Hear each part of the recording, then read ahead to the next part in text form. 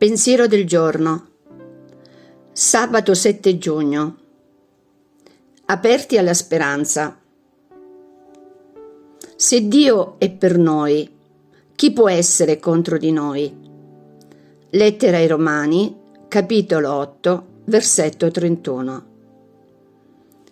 Il testo che si apre con questo versetto è stato definito l'inno della speranza cristiana, cioè di quella virtù che ci dà la forza di essere fedeli alla chiamata di Dio, nonostante tutte le difficoltà che possiamo incontrare sul nostro cammino.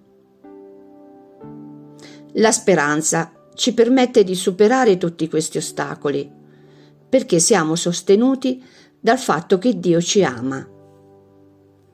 La speranza è quindi incoraggiamento, ottimismo, sicurezza, determinazione, gioia. Come possiamo vivere questa parola? Essendo noi stessi uomini di speranza. Questo significa non chiudersi nel proprio passato, ma lanciarsi verso l'esterno. Credere che il Vangelo è possibile, che il bene è più forte del male e che nessun atto di vera bontà rimarrà senza frutto. Essere convinti che il domani, costruito da Dio, sarà più bello di oggi.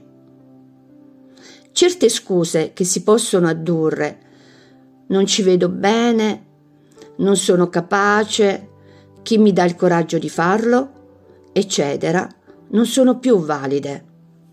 C'è Dio che si è messo dalla nostra parte. C'è Gesù che è morto e risorto per darci speranza e per renderci persone capaci di comunicare speranza.